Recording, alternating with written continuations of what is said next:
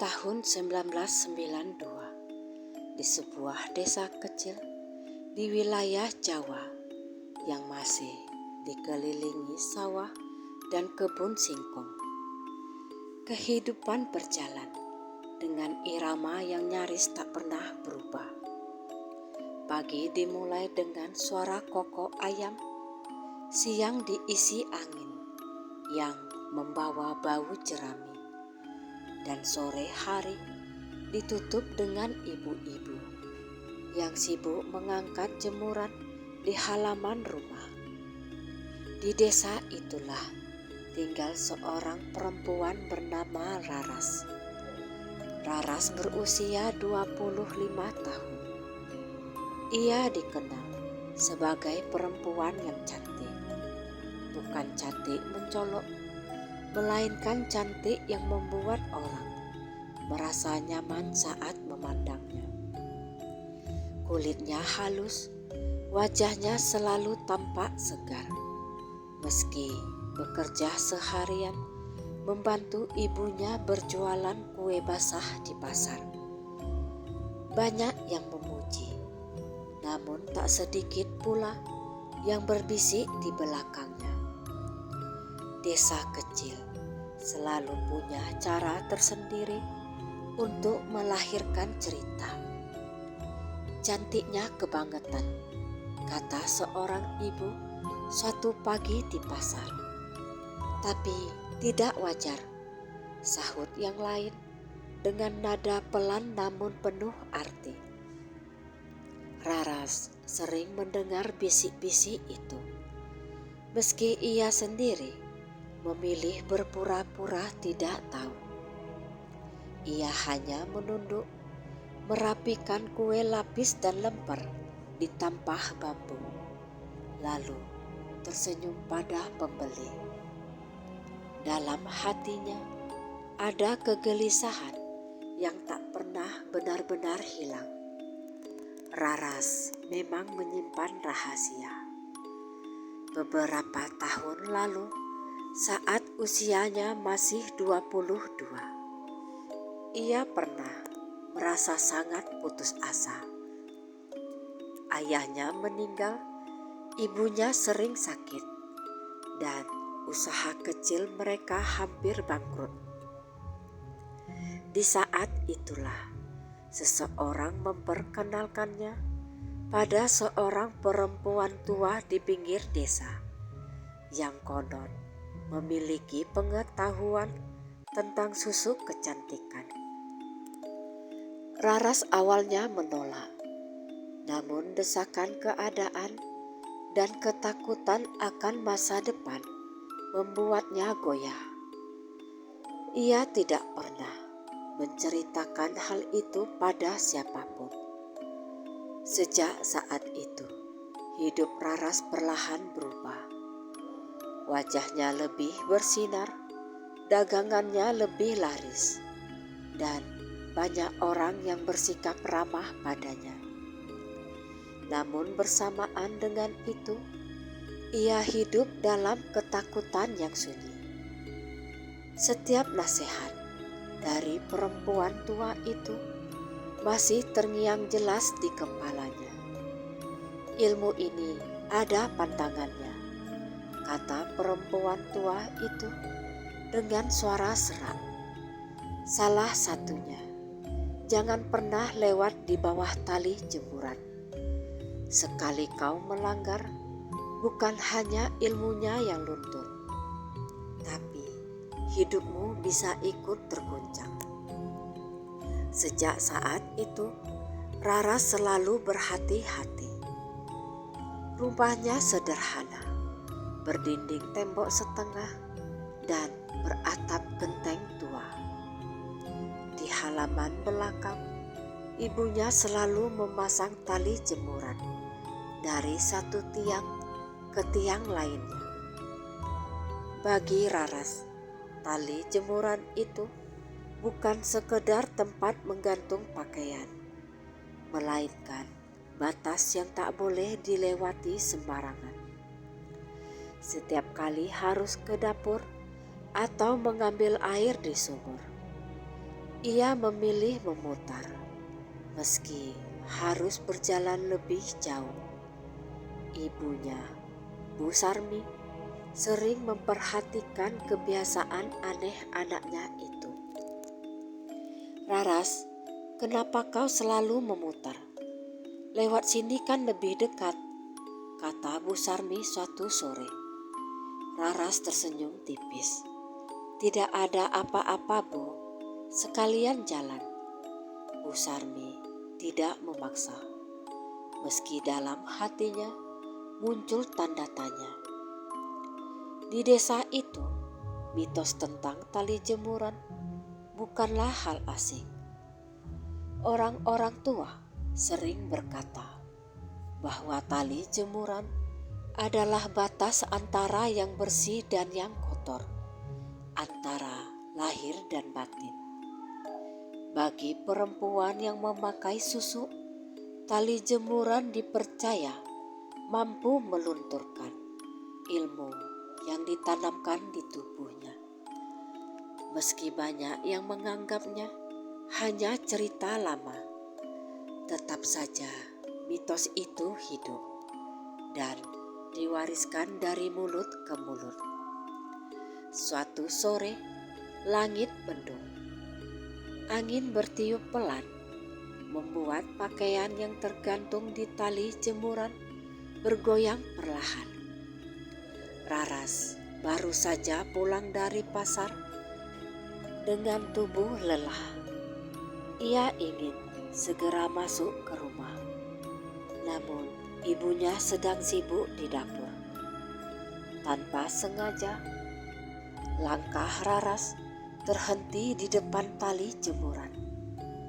Jaraknya hanya 1 langkah. Hatinya berdebar. Ia menelan ludah, lalu mundur setengah langkah. Memilih memutar seperti biasa. Namun saat itu, sebuah suara memanggilnya dari depan rumah. "Raras!" Ia menoleh. Itu Joko, pemuda desa yang sering membantu ibunya mengangkut barang ke pasar. Wajahnya tampak tergesa-gesa.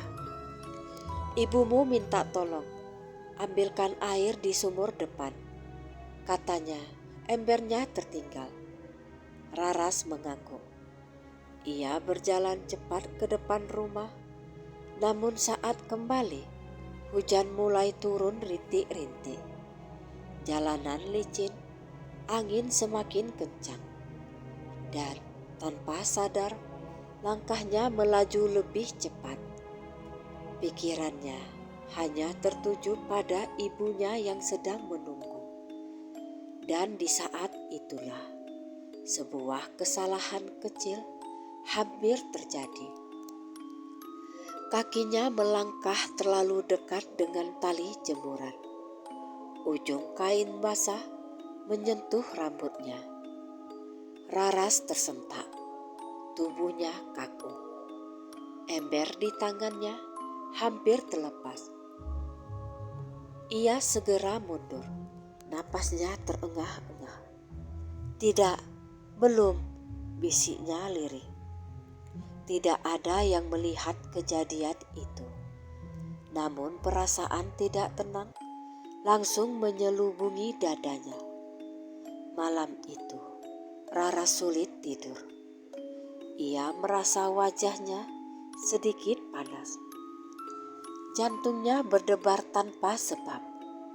Di cermin, ia menatap pantulan dirinya sendiri, mencari perubahan yang tidak ia mengerti. Keesokan harinya, seorang tetangga datang membawa kabar. "Raras, semalam ada yang bermimpi aneh tentangmu," katanya dengan wajah serius. "Katanya tali-tali di halaman rumahmu bergerak sendiri."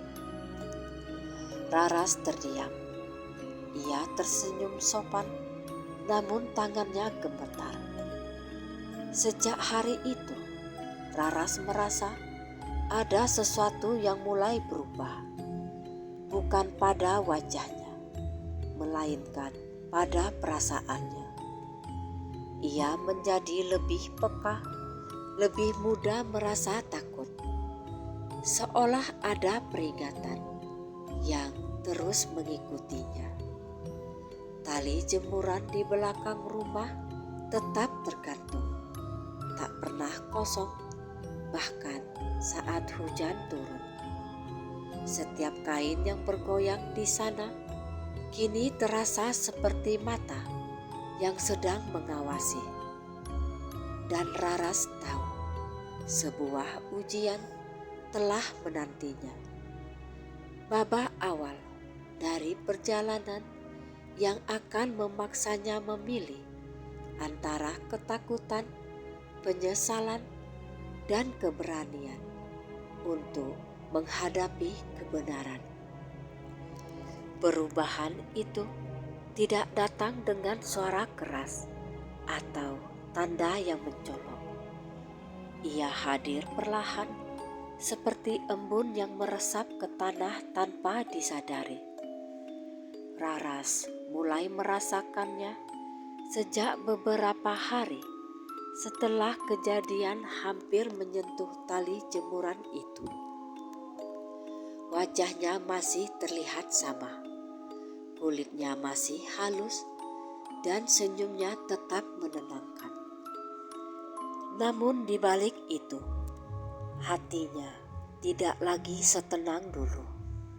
Setiap malam, tidurnya menjadi gelisah.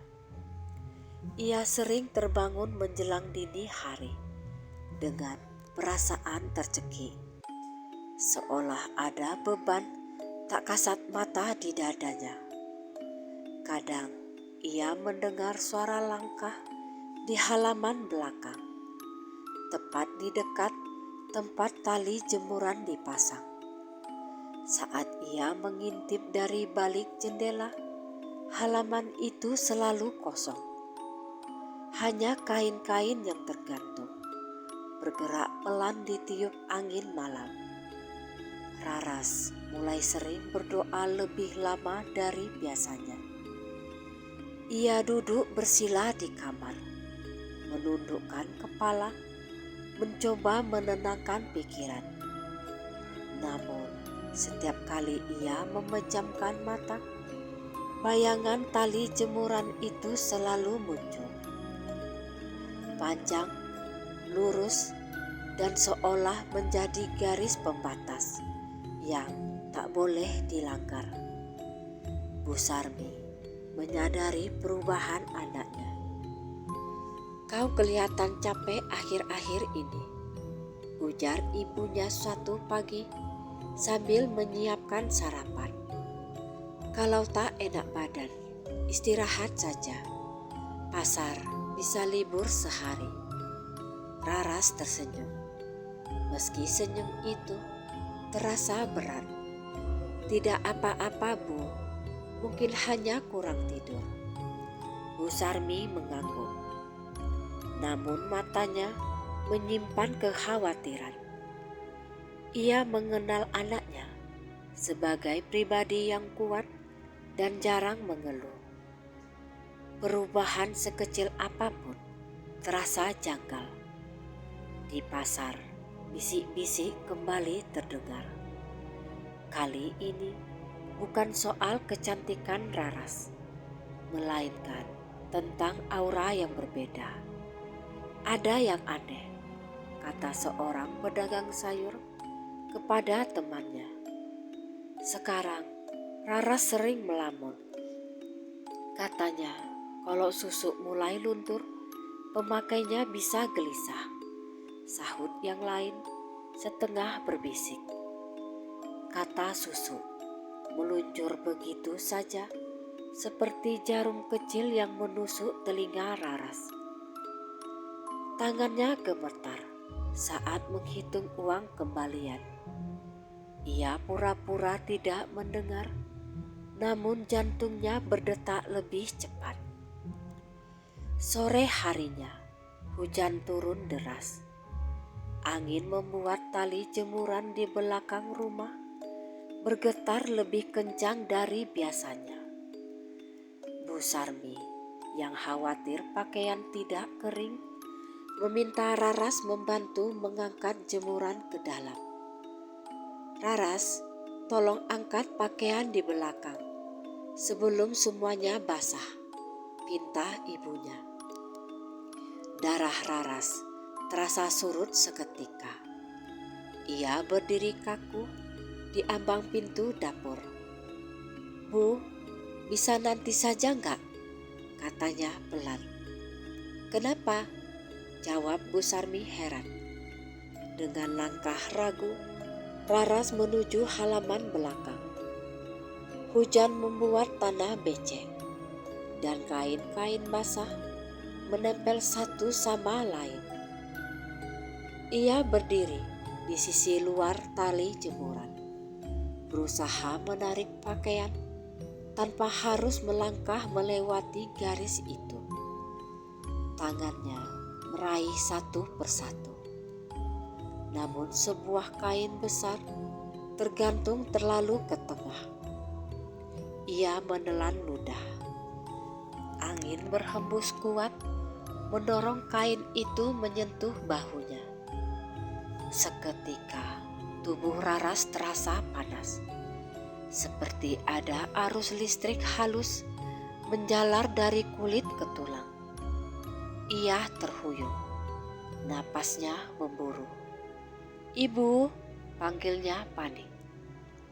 Bu Sarmi berlari keluar. Ia mendapati Raras terduduk di tanah. Wajahnya pucat. "Ada apa ini?" tanya ibunya cemas. Raras menggeleng. "Tidak apa-apa, Bu, hanya pusing." Namun sejak saat itu perubahan semakin nyata. Keesokan paginya, saat bercermin, Raras melihat sesuatu yang membuatnya tercekat. Wajahnya masih sangat cantik, tetapi sorot matanya tampak berbeda. Ada kelelahan yang dalam, seolah beban berat bertumpu di balik pandangannya.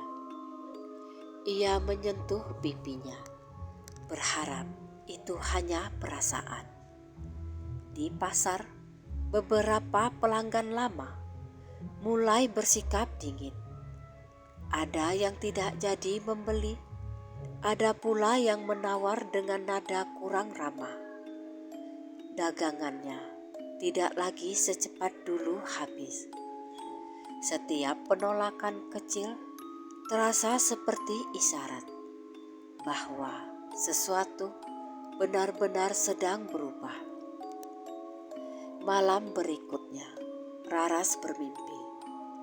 Dalam mimpinya, ia berdiri di halaman belakang rumah. Tali jemuran memanjang tanpa ujung, penuh dengan kain putih yang meneteskan air.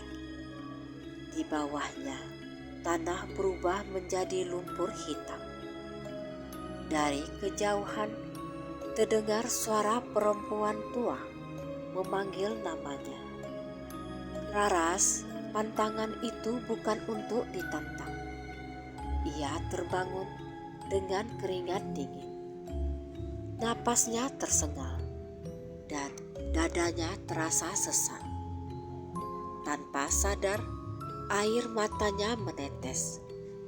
"Maafkan saya," bisiknya lirih, entah kepada siapa. Keesokan paginya, Joko datang membantu di rumah. Ia memandang Raras dengan raut wajah khawatir. "Kau kelihatan tak sehat," katanya pelan. "Kalau ada apa-apa, bilang saja padaku." Raras ingin berbicara, ingin mengungkapkan rahasia yang selama ini ia pendam. Namun lidahnya terasa berat. Ia hanya mengangguk dan tersenyum tipis. Di dalam hatinya, konflik semakin kuat. Ia mulai bertanya pada dirinya sendiri, apakah kecantikan yang ia dapatkan sepadan dengan ketakutan yang kini menghantuinya. Ia mulai merindukan hidup sederhana tanpa beban pantangan dan bisikan di malam hari. Suatu sore, seorang nenek tetangga, Bu Rumini, datang berkunjung. Pandangannya tajam, seolah bisa menembus rahasia yang disembunyikan Raras. Kadang yang membuat hidup berat bukan karena melanggar pantangan, ujar Bu Rumini pelan, tapi karena terus hidup dalam ketakutan akan pantangan itu. Kata-kata itu tertanam dalam di hati Raras. Malam itu, ia duduk sendirian di dekat jendela, memandangi tali jemuran yang kini basah oleh embun. Untuk pertama kalinya, ia tidak hanya merasa takut, tetapi juga lelah. Lelah menyembunyikan rahasia, lelah hidup dalam bayang-bayang mitos. Di dalam hatinya, sebuah tekad perlahan tumbuh. Jika memang ada harga yang harus dibayar, ia ingin menghadapinya dengan jujur.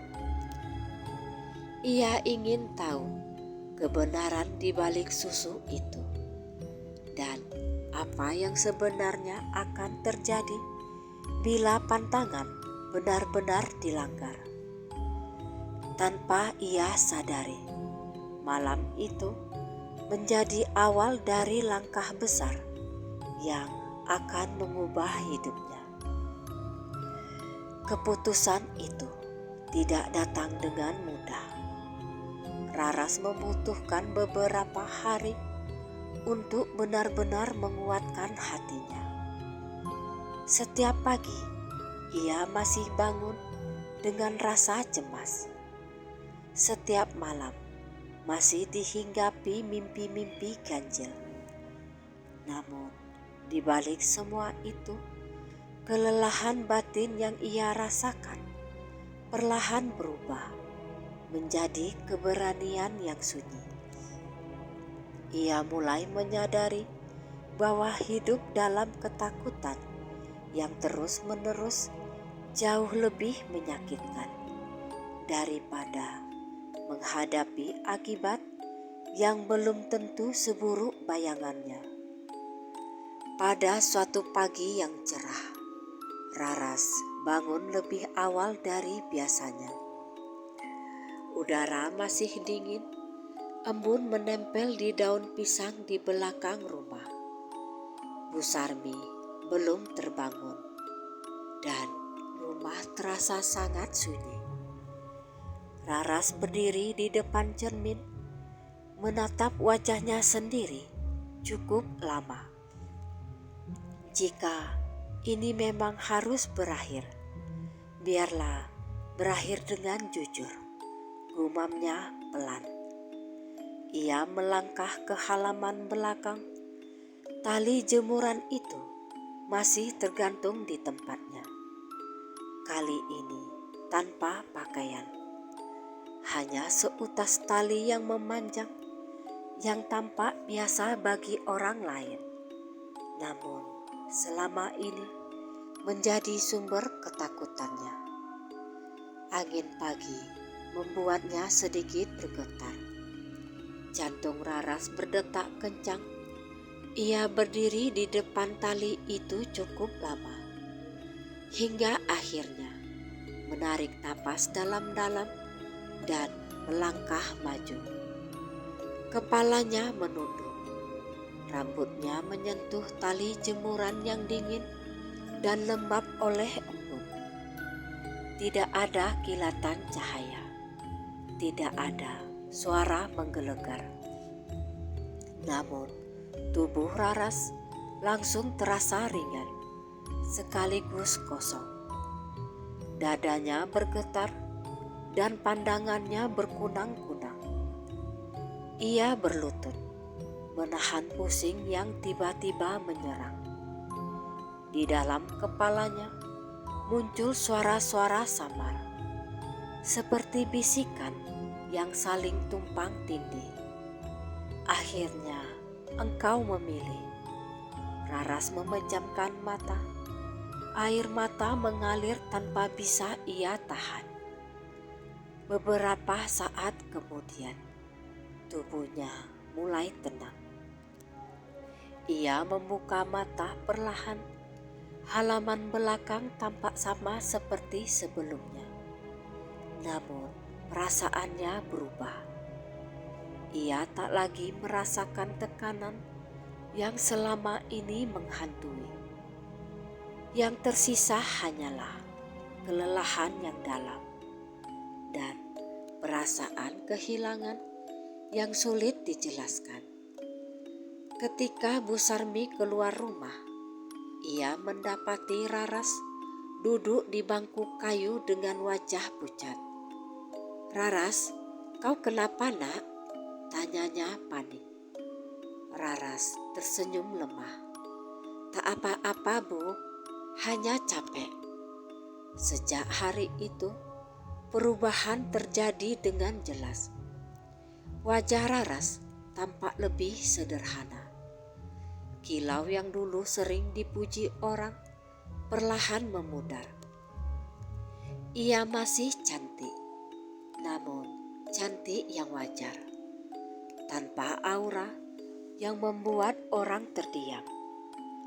Anehnya, Raras justru merasa lebih ringan. Tidurnya menjadi lebih nyenyak, mimpi-mimpi buruk menghilang, dan napasnya terasa lebih lega. Di pasar, dagangannya tidak seramai dulu. Ada hari-hari sepi yang membuat Bu Sarmi khawatir. Namun, Raras menerima semua itu dengan hati yang lebih tenang. "Apa kau tidak menyesal?" tanya ibunya suatu sore.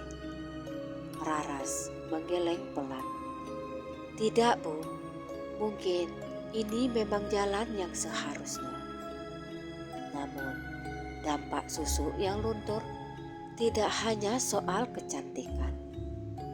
Beberapa hari kemudian, Raras jatuh sakit. Tubuhnya demam dan tenaganya terkuras. Ia terbaring lemah di kamar. Keringat dingin membasahi keningnya. Dalam keadaan setengah sadar, ia kembali bermimpi bertemu perempuan tua yang dulu memberinya susu tersebut. "Kau sudah memilih jalanmu," kata perempuan itu. "Ilmu itu memang pergi, tapi yang tertinggal adalah pelajaran." "Apa yang harus saya lakukan?" tanya Raras lirih. "Terima dirimu apa adanya," jawab perempuan itu. Keindahan yang dipaksakan akan selalu menuntut bayaran. Saat Raras terbangun, demamnya perlahan turun. Bu Sarmi duduk di sampingnya dan menggenggam tangannya. "Ibu tak tahu apa yang kau alami," kata Bu Sarmi dengan suara bergetar. "Tapi ibu senang kau terlihat lebih tenang sekarang." Air mata Raras mengalir. Untuk pertama kalinya, ia merasa ingin jujur. "Bu, maafkan Raras," ucapnya lirih. "Raras pernah melakukan kesalahan." Bu Sarmi tidak bertanya lebih jauh. Ia hanya memeluk anaknya dengan penuh kasih. Pelukan itu terasa hangat, seolah menghapus beban yang selama ini menekan dada Raras. kabar tentang perubahan Raras cepat menyebar di desa. Beberapa orang berkomentar, sebagian lagi hanya mengamati. Ada yang mengatakan kecantikannya luntur, ada pula yang menyebut Raras kini terlihat lebih bersahaja. Joko tetap datang membantu seperti biasa. Sikapnya tidak berubah. Entah kenapa, katanya suatu hari sambil tersenyum. Sekarang kau jauh kelihatan lebih nyata.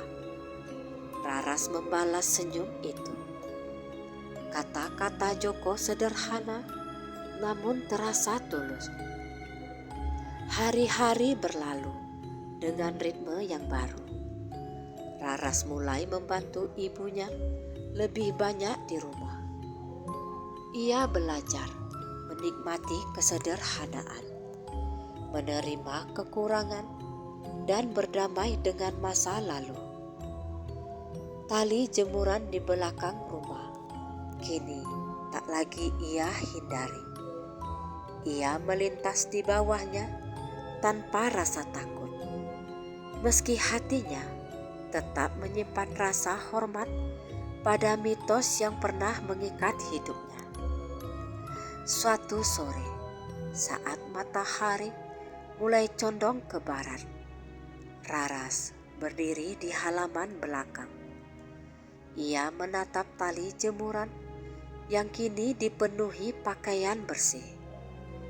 Angin menggerakkannya perlahan, seperti melambaikan salam perpisahan. Dalam hatinya, Raras tahu bahwa ia telah melewati batas yang selama ini ia takuti. Bukan hanya batas fisik, melainkan batas batin yang membelenggunya.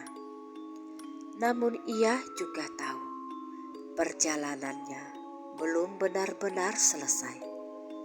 Ada satu hal lagi yang harus ia lakukan agar hidupnya benar-benar utuh. Menghadapi desa, mitos, dan dirinya sendiri dengan penuh kejujuran. Musim berganti tanpa banyak tanda. Hujan mulai jarang turun dan udara desa terasa lebih hangat. Pagi-pagi di tahun 1992 itu kembali dipenuhi suara ayam dan langkah kaki orang-orang yang berangkat ke sawah. Raras bangun dengan perasaan yang berbeda dari bulan-bulan sebelumnya.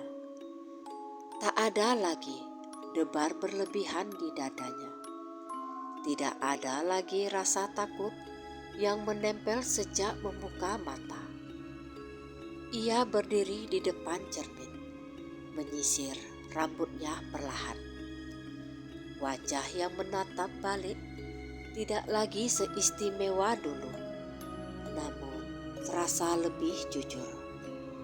Ada ketenangan di sana, ketenangan yang tidak datang dari ilmu apapun, melainkan dari penerimaan. Bu Sarmi sudah menunggu di dapur. Kita ke pasar agak siang saja, kata ibunya. Ibu ingin masak dulu. Baik Bu, Raras mengangguk. Beberapa bulan terakhir, kehidupan mereka memang berubah. Penghasilan tidak sebesar dulu, namun cukup. Mereka tidak lagi mengejar pujian atau perhatian orang. Bu Sarmi tampak lebih sehat, dan Raras merasa hubungannya dengan sang ibu semakin dekat. Di desa, mitos tentang susu dan tali jemuran masih dibicarakan. Namun kini, pembicaraan itu lebih sering menjadi cerita pengingat, bukan bahan gunjingan. Beberapa ibu-ibu bahkan mulai lebih berhati-hati dalam berbicara, seolah memahami bahwa ada batas yang tidak perlu dilanggar. Suatu pagi, buruk Mini kembali datang berkunjung. Ia duduk di kursi bambu di teras, menatap Raras dengan senyum tipis. "Kamu sudah kelihatan jauh lebih tenang," kata buruk Mini. Raras tersenyum sopan. "Saya belajar menerima, Bu." Buruk Mini mengangguk pelan. "Itu tidak mudah. Banyak orang lebih memilih mempertahankan sesuatu yang semu daripada kehilangan kenyamanan palsu." Kata-kata itu terasa seperti penutup dari perjalanan panjang yang telah Raras lalui. Beberapa hari kemudian, desa mengadakan kerja bakti. Semua warga diminta membersihkan lingkungan, termasuk halaman dan selokan.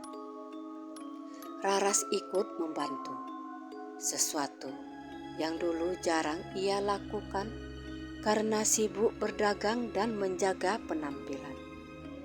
Saat itu, tali jemuran di halaman belakang rumah ikut dilepas sementara agar memudahkan pekerjaan. Raras memegang ujung tali itu, merasakannya di tangannya. Tidak ada rasa panas, tidak ada getaran aneh, hanya seutas tali biasa. Ia tersenyum kecil. Sore harinya, setelah kerja bakti selesai, warga berkumpul sederhana. Joko membantu membagikan minuman. Ia menghampiri Raras dengan wajah cerah. "Terima kasih kau sudah ikut membantu," kata Joko. "Sama-sama," jawab Raras. Mereka duduk di bangku kayu, menikmati senja. Tidak ada percakapan panjang, hanya keheningan yang terasa nyaman. Bagi Raras, keheningan itu jauh lebih menenangkan daripada pujian yang dulu sering ia terima. Beberapa minggu kemudian, Bu Sarmi jatuh sakit ringan. Raras merawat ibunya dengan penuh perhatian. Di saat itulah Bu Sarmi akhirnya berbicara lebih dalam. "Raras," kata ibunya suatu malam, "apapun yang pernah kamu lakukan, Ibu tidak menyimpan amarah. Hidup ini memang penuh godaan, apalagi di saat kita terdesak." Air mata Raras jatuh perlahan. "Terima kasih, Bu." Pelukan ibunya menjadi penguat yang selama ini ia butuhkan. Raras menyadari bahwa cinta yang tulus tidak pernah menuntut kesempurnaan. Waktu terus berjalan, dan perlahan usaha kecil mereka kembali menemukan jalannya. Pelanggan datang bukan karena pesona Raras, melainkan karena rasa kue dan keramahan yang tulus.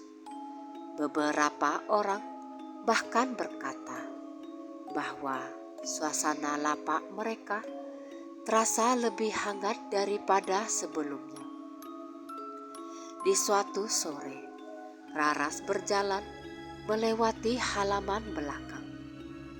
Pakaian bersih tergantung rapi di tali jemuran. Ia melangkah di bawahnya tanpa rasa ragu, tanpa rasa takut.